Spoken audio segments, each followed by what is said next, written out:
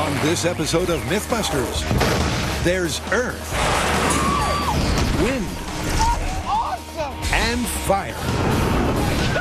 As the Mythbusters' top 12 most precious places I was less excited after my first kiss. get declassified. Here comes chaos. Why are we banned from a quarry? And that's why we can never go to Esparto again. What really happened at the White House? I swear that Jamie actually got a little choked up. And what keeps all 5 Mythbusters awake at night? After dark, it's pretty scary. So pack your shades, your thermals, It's really cold here. and your bomb suit to get the inside scoop on the Mythbusters' most dangerous destinations.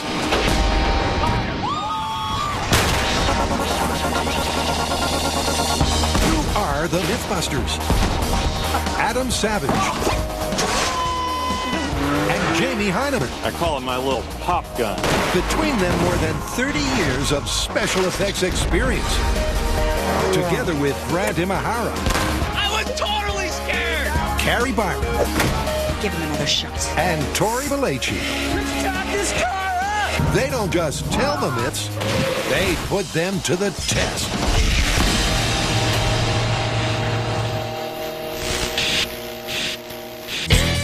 Get ready, because this is going to be quite a journey.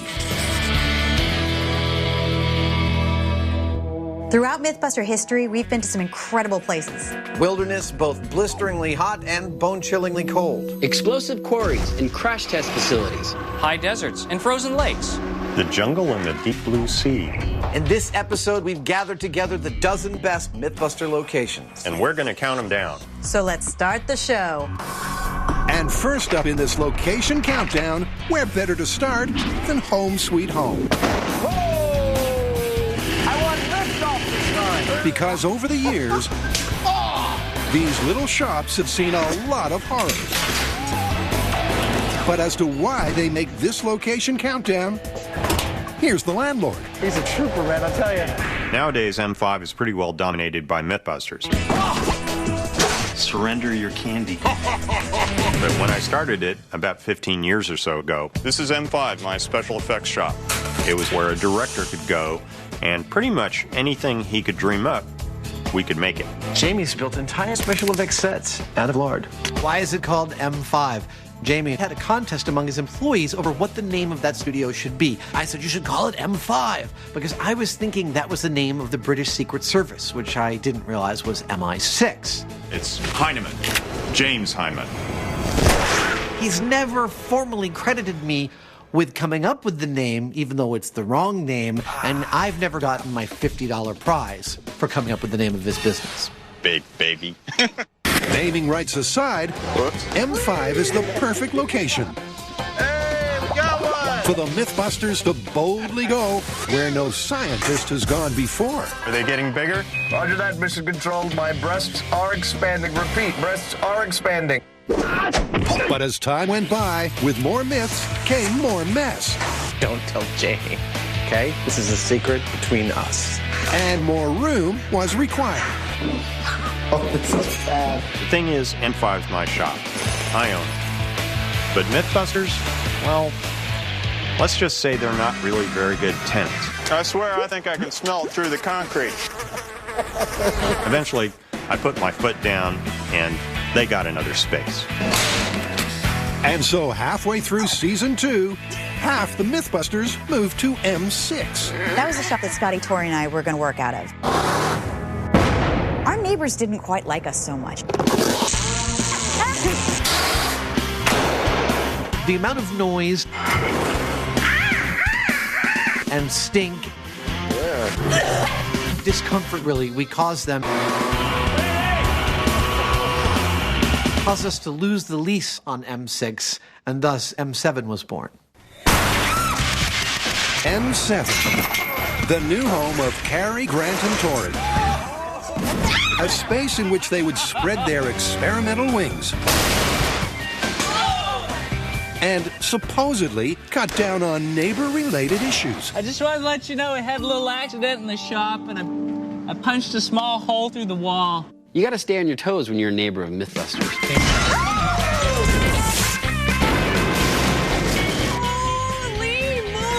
It's a little funny coming here every day. I mean, for us, this is the place where we work. Wow! We drive up to a really nondescript gray concrete building, inside of which we've spent almost 10 years making 200 hours of this show. Oh, this is our job. So much of our lives and history is tied up in this place that, it feels, in a way, like home. A home with a difference. Don't try what you're about to see at home. A home where science lives, breathes, and fires chickens into the wall. That was so cool!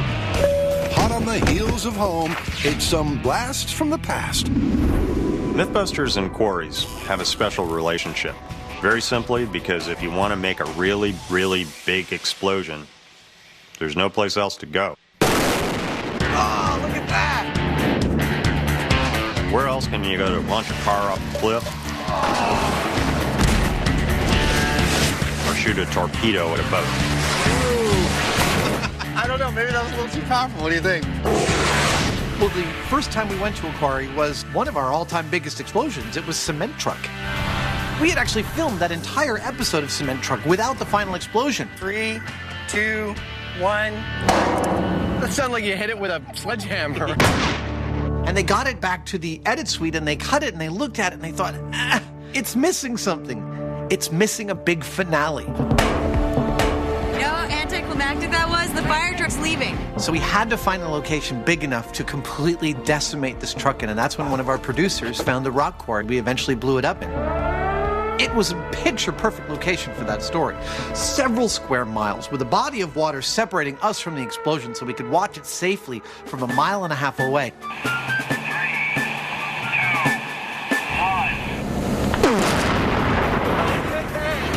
As a first quarry blast, it was a steely success.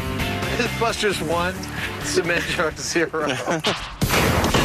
But when testing the myth of knock your socks off, things didn't go quite so well. After trying different techniques and failing to get the socks to be knocked off, we decide to go to explosives. So we go to a quarry, which is just outside of the town of Esparta. Wow. Oh my gosh, this is awesome. Now, with the help of Frank Doyle and the local bomb techs, we set up a giant ANFO explosion. You know what they say, safe exploding is good exploding. And a perimeter of different legs with socks on them. Our blast zone is set up way over there, but we've come really, really far back to make sure all Mythbusters, big and tiny, are perfectly safe. We set off the explosion. 3, 2, 1.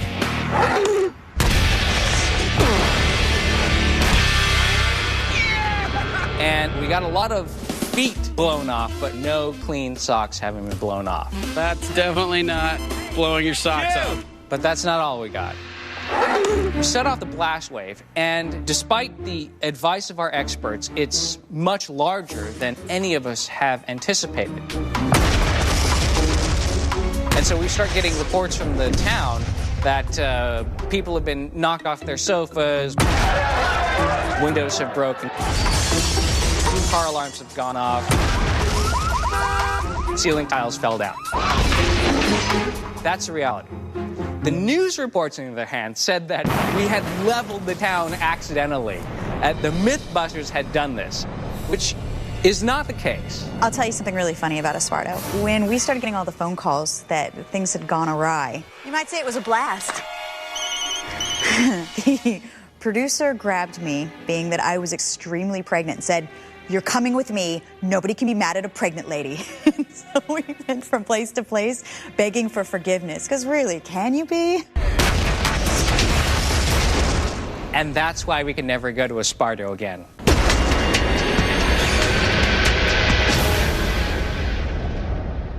Next, And the elephant goes, "Urgh." If you ever do anything stupid like that again, I'll come up there and break your legs. and later, find out the ultimate Mythbuster happy place. You know something great is going to happen.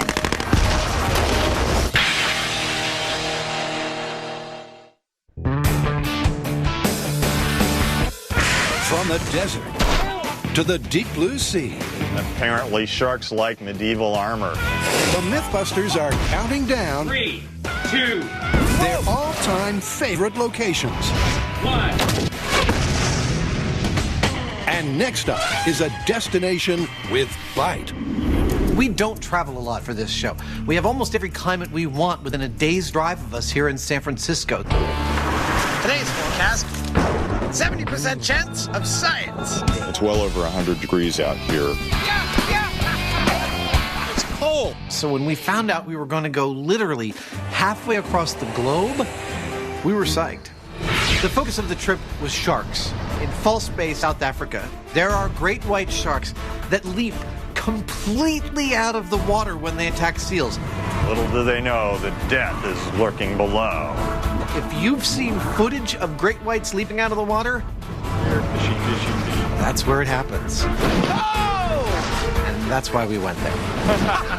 I've spent a lot of time on the water, and I've seen a lot of wildlife. Quack, damn you. But normally a top predator like a great white is actually pretty rare. So to go someplace like South Africa, where they're just jumping out of the water like salmon, there's no place else in the world like it. But there was more to South Africa than jumping the shark. Wow, that was awesome. So we're in South Africa filming with the sharks, and an unseasonal hurricane comes through. Now, for our crew, this is potentially a disaster. We're trying to figure out a way to salvage what we're getting in South Africa, and we thought, hey, let's do the story Elephants Are Afraid of Mice. I found out that there's a preserve that's inland a little ways, and it's out of this weather, and they have elephants. What are we going to do with elephants? Mice. We had no idea we were about to film an actual and astonishing myth. And that astonishing myth You go that way, I'll go this way. Don't get eaten by a lion. okay, began with a surprisingly awkward question. How are we going to introduce the mice to the elephants? Slingshot. Are we going to just release both into a paddock and wait for them to approach each other? No, of course not. So we take this big chunk of elephant dung, Hey, Adam. Got some. and we cut it in half and hollow it out and make it a little shell to hide the mouse in. The mouse wasn't too pleased about this arrangement. A ball of dung is set and ready to go. We took this shell of elephant dung with a mouse underneath it, and we actually puppeted it. That's right, we puppeted dung, so that as the elephant approached the path, we would pull aside the elephant dung, the mouse would be visible, and the elephant would react. Let's see what happens. Okay. What actually happened, though, is astonishing. The elephant's walking down the path, and we pull the dung, and the elephant goes, "Urgh!" And then very carefully, if it's possible for an elephant to move carefully, it's exactly what it did, carefully tiptoes, I swear, around the mouse. What just happened is a classic Mythbusters scenario. It would seem that elephants are at least somewhat wary of mice. It was certainly a memorable Mythbusters moment. What do you think? Hello. That was all thanks to the South African savannah and an unseasonal storm. This is a case where the location really provided the story. It was because we were in South Africa and we knew we could find elephants close by in the wild that we went and did this story. We might never have done it otherwise. Next, it's time to run away to the runway. We've probably been out on the runway at Alameda more than any other location on the show.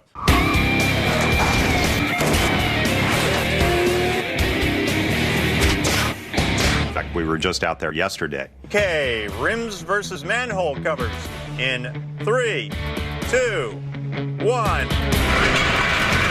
The thing is that it's got about 1.25 miles of straight open road. And it's also the most beautiful place in the Bay Area. As many times as I've been out there, I still love going. Look, with the sun setting behind San Francisco in the distance, Nice gun, but you got some accuracy problems. Yeah, I need to practice. with the towering cranes that inspire the AT-AT walkers from Star Wars, The Empire Strikes Back, the Alameda runway is probably the most iconic of Mythbusters' regular locations. In fact, we use it so often Here comes chaos. that most people that say hi to me on the street, they follow up with, so you guys are based in Alameda. Actually, no. We're based in San Francisco, but we tested the runway a lot. But despite the obvious fun and frivolity of the runway, for Janie, it's always tinged with regret. One of the earlier episodes we did was called Tree Cannon, and we shot that out on the runway.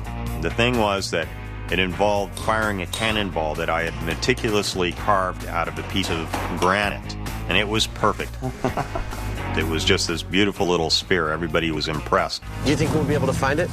You know, I'm feeling pretty certain that it's going to launch that thing a fair ways. So we fired it. Fire in the hole. And the cannon actually worked really well. And it shot it down the length of that runway. I don't have a clue where that went. I didn't see a darn thing. Did you see anything? That day, Janie searched high, low, and everywhere in between for his beloved ball. But it was all in vain. A little bummed out not to find the ball, you know. I put a lot of work into that thing. And 7 years on, he still mourns this tragic loss in the name of science. Every time I go out there, I kind of poke around in the bushes to see if I can find it. We never have. Later. It's like the calm before the storm. 3, 2, 1. But first. Like a post-apocalyptic wasteland. 2 words. Nasty.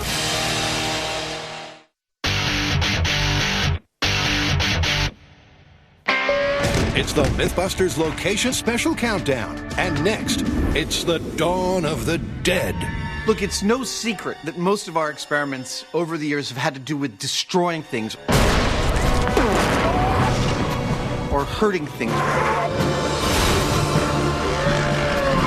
Or leaving them in a state much worse than when we started. All right, go ahead and fire up the engine. Including the locations we're filming at. Didn't plan for that one to happen. I guess the Mythbusters were here. What that means is that we're often looking for locations where people don't mind that we might leave a big hole in the ground or the side of a building destroyed. Starting the timer. Big boom, big boom, big boom. And that's when abandoned military bases, houses, and bunkers come into play. As it happens, there are a number of ex-military bases in the Bay Area. Like a post-apocalyptic wasteland. But there's one in particular that's an abandoned residential neighborhood. And when the military pulled out, they just left it all intact with streets and parks and houses and everything. And let me tell you, after dark, it's pretty scary. We call it Zombie Town. It's creepy as all get out. It is like those post-apocalyptic zombie movies. It looks like a regular town, but there's just no one around. But Zombie Town is child's play compared to the setting for Elevator of Death. Abandoned locations are so creepy. The very worst of all of those was for Elevator of Death. Oh my God. Since we're here anyway, can we film a horror movie? The Elevator of Death story is basically this. People imagine that if you are in an elevator that is plummeting to the basement, if you time a jump perfectly at the moment that elevator hits the floor, you will survive. Now, this building had been condemned for asbestos, and it had been condemned and abandoned for a long time. 92 feet to the top of the pulleys. 92 feet to the dead bird. We need to clean it up before we could use it, particularly the basement. 2 words. Nasty. To clean this up, we had to gear up in Tyvek suits and respirators and goggles and gloves that needles couldn't pierce so that we could clean up trash, old food, rat carcasses, hypodermic needles, and some really large women's clothes. I have no idea what went down there, but sure wish somebody else cleaned it up before we got there. Don't leave me alone. Oh my God. But once clean, I'm terrified. I'm totally excited. the experiment worked like a charm. And the myth, like Buster, was busted. This is more damage than we've ever done to Buster in one myth before. The Elevator of Death story is one of the earliest abandoned locations and honestly one of the all-time best. That blew my face back. man, that was intense. We got the ability to take that elevator and do anything we wanted to it in a building slated to be completely destroyed. I think Buster feels good about a job well done, and he just hopes that we don't put his head on backwards. It gave us a tremendous amount of freedom to test this myth at a scale I don't think anyone else has ever tested it at. From locations to fear to locations to cheer. And here's why. Now, one of the great things about Mythbusters is we get access to some incredible university and government research facilities. Cool. Wow. We did a brain scan at UCSF, one of the premier brain labs in the world. They're gonna fry my brain. We got a chemical analysis on our homemade diamonds at UC Berkeley. Charcoal. You've got charcoal. No diamonds? I don't see any diamonds here. We tested the myth of blue ice at the Icing Research Tunnel at NASA Glenn in Cleveland.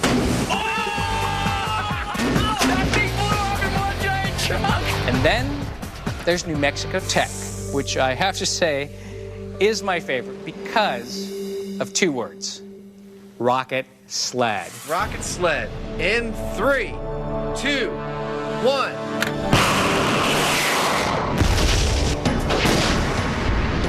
We've crushed cars. We've split cars in half. They actually have a major at their university in energetic materials. I hear since the Mythbusters episodes have aired that they've had a lot more applications.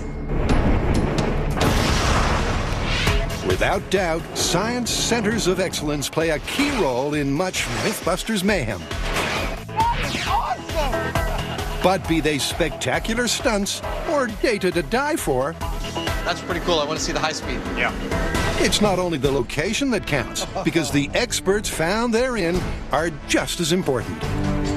The thing that surprises me most about this job is what I've learned. And it's not just because of the experiments we've done or the things we've been allowed to do.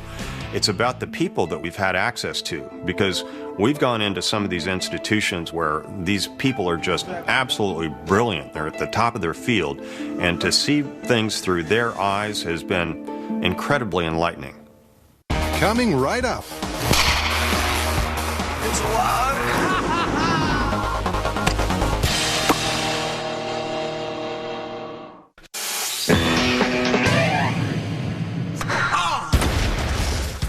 6 favored locations down. 6 to go. And you might say, the best is yet to come. Starting with a location that's truly shocking. The thing about electricity myths is, while they seem like a good idea in theory, in practice, they're often very, very difficult. Come on. How hard is it to get a light bulb to light? But it's not just that electricity myths are awkward. They can also be pretty unvisual. All right. It's working.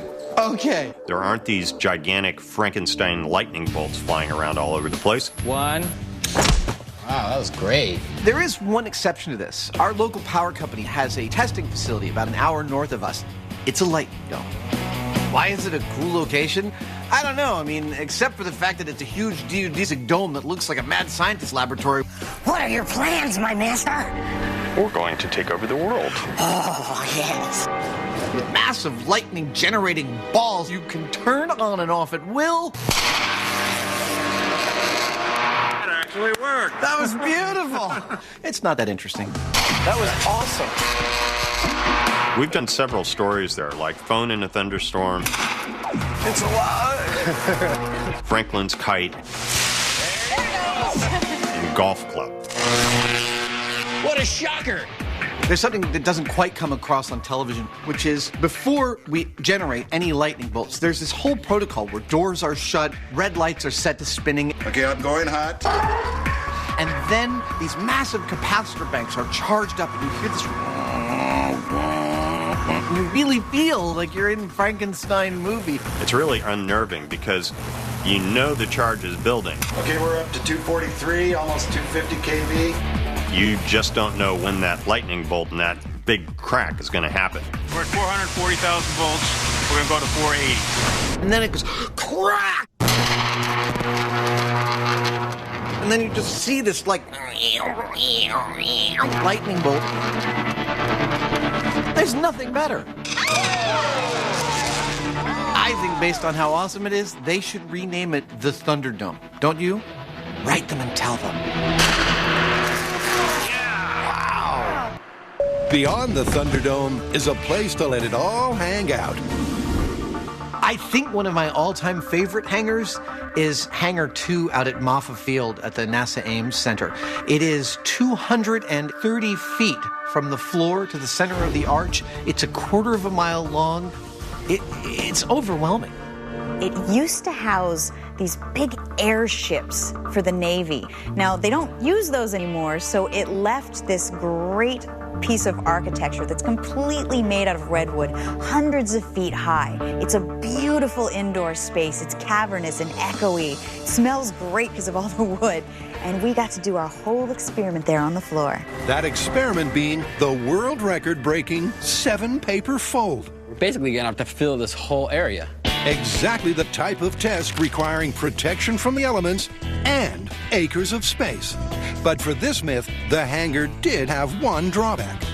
We had laid out this giant piece of paper, like 100 yards long or something like that. And we had to leave for the night. So we come back the next morning, and this perfect, pristine sheet of paper that is gigantic is now covered in owl dung. It's everywhere. Nasty. They saw this giant white surface and said, let's bomb that. So first order of the day, go around and scoop up all the owl dung. There's another one over here, dude. Poop cleaning aside, one of the biggest tasks the team has ever tackled. Everybody to this side for 6. Worked like a charm.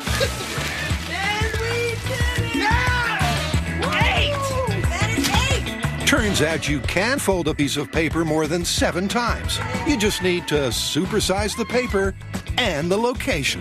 11 folds. I didn't think it was possible. Should we go to the NASA gift shop? Yeah. Still to come, this location countdown has friends in very high places. I don't think it gets any cooler than that. That is an iceberg.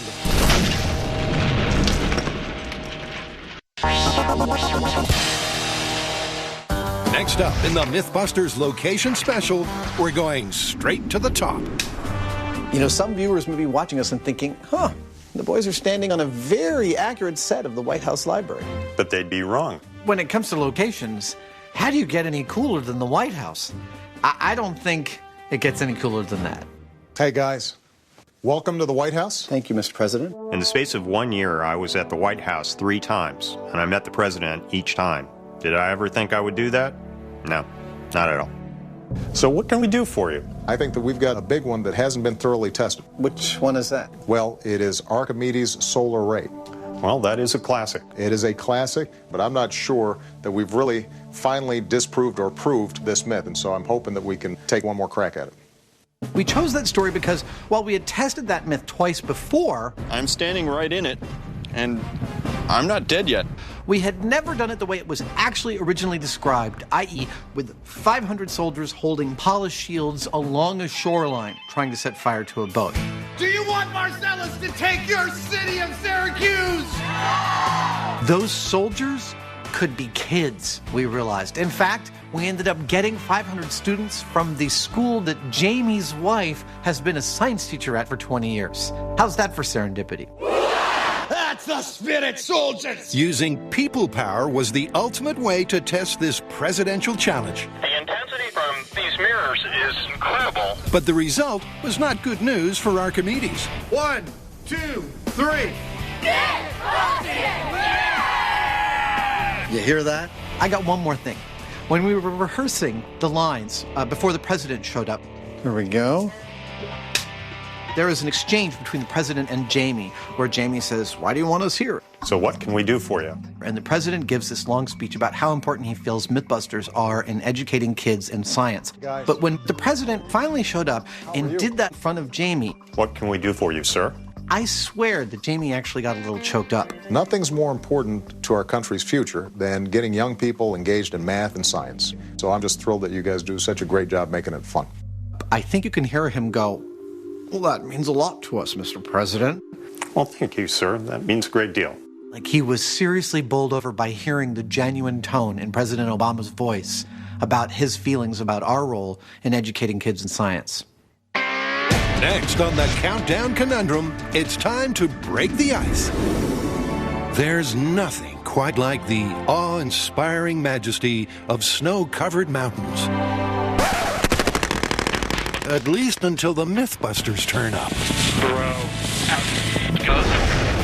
Wow. Because it's no joke that whatever cold case they're cracking, Bye-bye.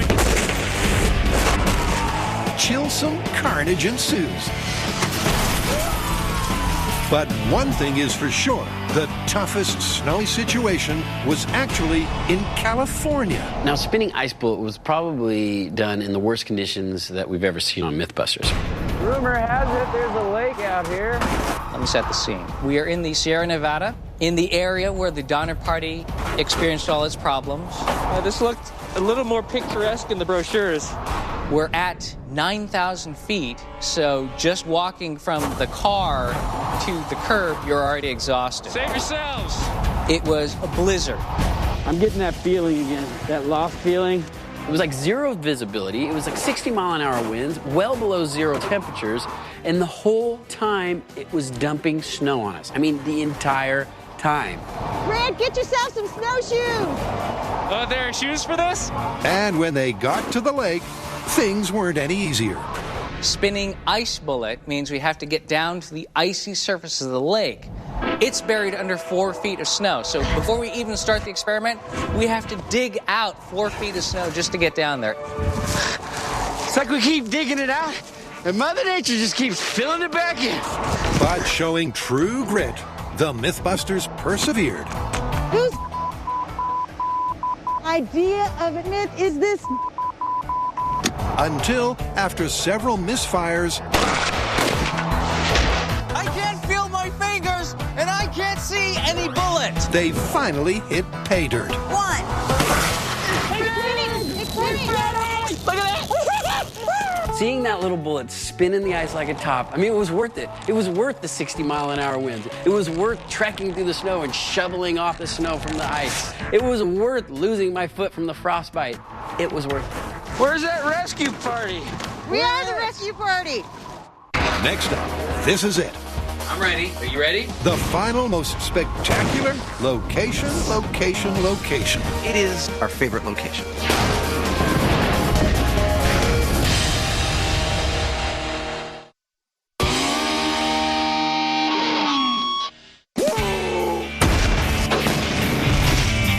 After thrills, spills, and chills, There are shoes for this? we're almost at the finale of the location special. It's my best work yet. And at number 2, it's off to the middle of nowhere. There are some myths that are too big for the runway. Wow.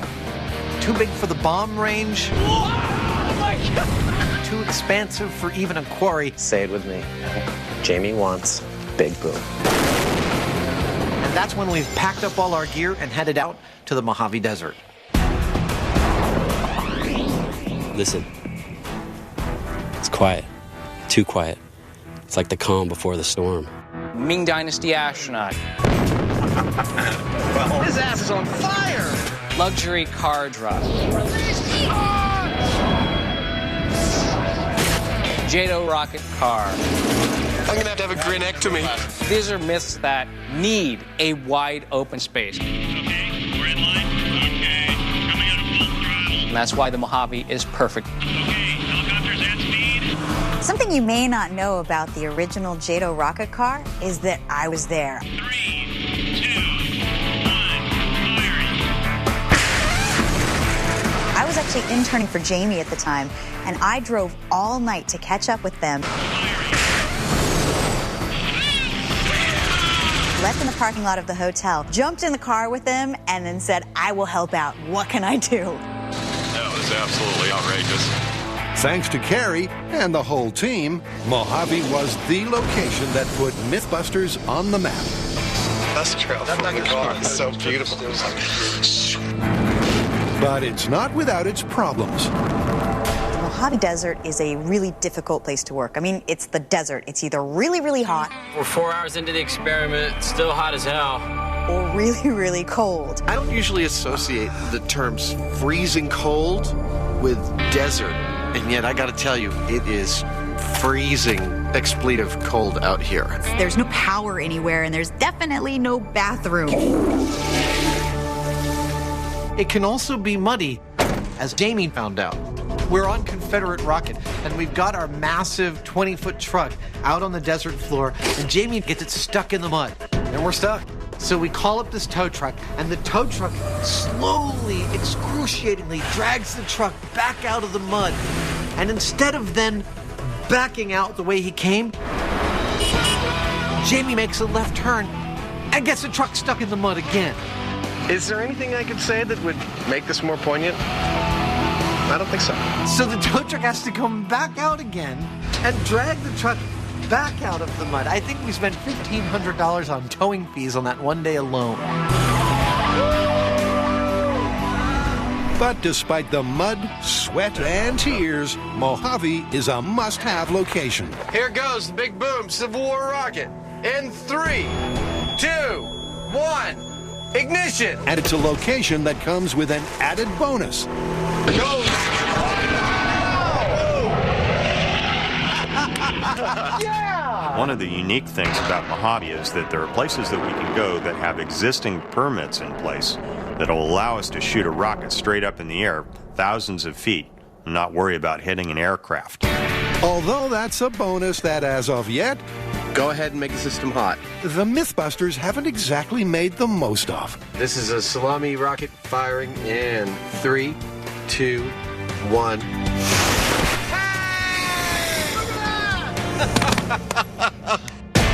The final stop on this whirlwind tour of most loved locations is the home of the countdown.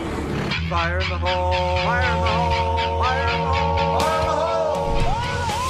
Situation room control explosion. I'm ready. Are you ready? Anything with explosives. Charging. 3, 2, 1.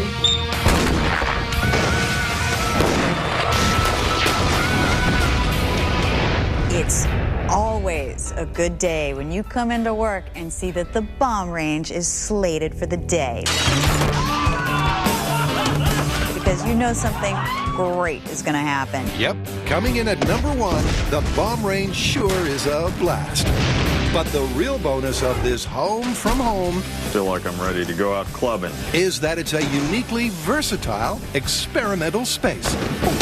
What can we do there? What can't we do there? Build troughs to swim in syrup, fire cannons, blow up bombs, build houses. Whatever you do, don't do this at home. Oh, yeah. Watch them as they burn. Roll giant Lego balls down hills. And always have fun. It is our favorite location. What a lot of people don't realize is that there's a very, very good reason that we use the Alameda County Sheriff's Bomb Range. And that is that a lot of the stuff that we need to do would normally be just flat out illegal. So we figured it'd be a good idea to just do it there with all the cops watching. Then it's okay. And it's 2 cops in particular, Frank Doyle and J.D. Nelson, that really put the bomb in bomb range. The chief bomb tech at the Alameda County Sheriff's Bomb Disposal Range is Sergeant J.D. Nelson. I'll tell you what, if I have a problem, I take it to J.D. Nelson. I know he'll make it disappear. In 3, 2, 1, go JD! He's very professional, but he's just totally relaxed. And when you're working with explosives, relaxed is a good thing. On the record, I'm just going to say I'm totally against this burning of wine and champagne. Who is Frank Doyle? I can tell you he's a retired FBI special agent. I can tell you that he led the task force that stormed the Unabomber's shack. But really, I feel like at some point in my life when I'm in real trouble, having his phone number is going to help me out. In the vicinity of 5 minutes, his pants should be in New York. But despite our bomb tech specs, there is a behind-the-scenes situation that they can't help with.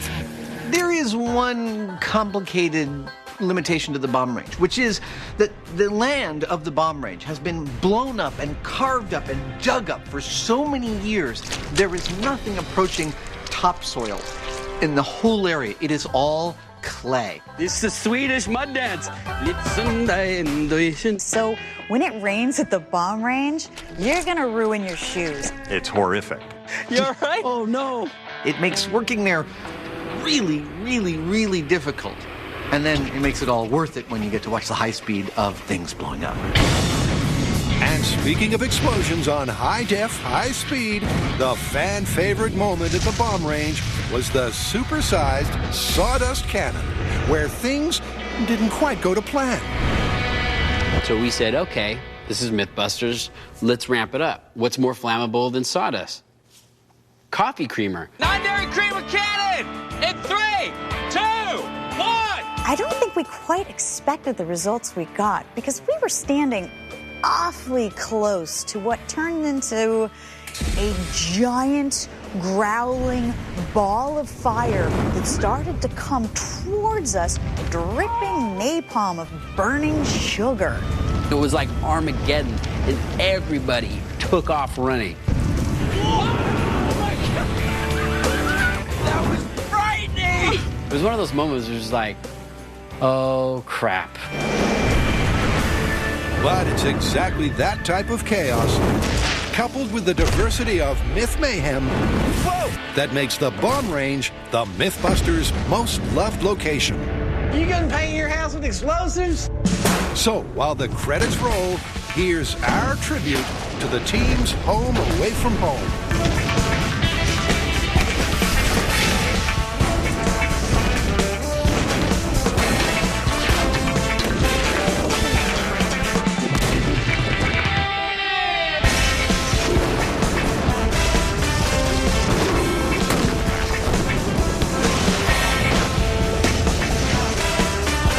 That was perfect.